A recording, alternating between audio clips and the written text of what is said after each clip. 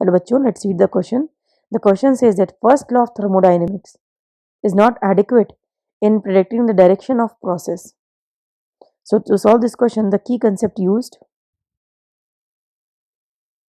is thermodynamics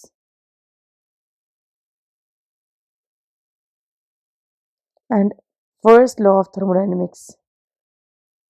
First law also.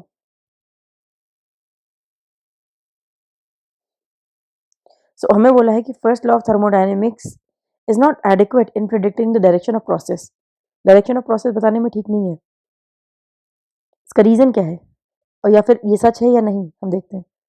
First law of thermodynamics is a law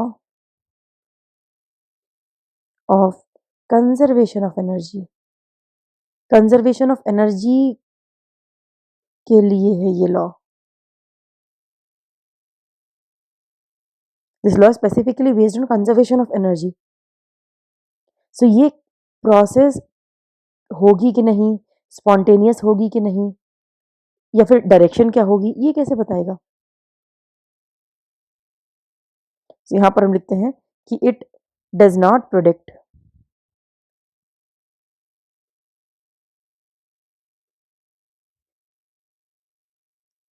the process will अकर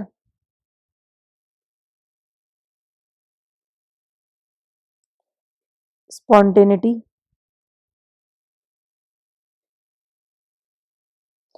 कि spontaneous होगी कि नहीं, direction, ये सब कुछ ये नहीं बताता है. नॉट प्रिडिक्ट, इसका मतलब है कि हीट कहाँ से कहाँ मूव करेगी, ये पार्ट थर्मोडायनेमिक्स के फर्स्ट लॉ का है ही नहीं कि हॉटर से कोल्डर में मूव करेगी या कोल्ड से हॉट में मूव करेगी. तो अभी तक में हमने ये तो देख लिया कि फर्स्ट लॉ क्या क्या नहीं बताएगा, बट फर्स्ट लॉ बताता क्या है. So first law of thermodynamics tells that the heat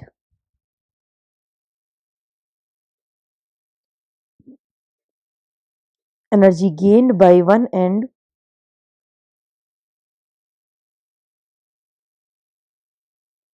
is equal to the heat energy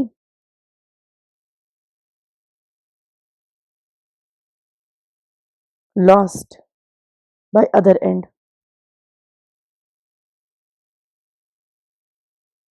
यानी एक तरफ से जितनी लॉस होगी दूसरी तरफ उतनी ही जाएगी.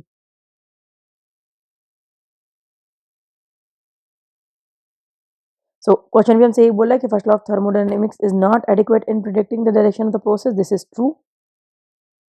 So this is the final answer. Hope you understood it well. Best of luck.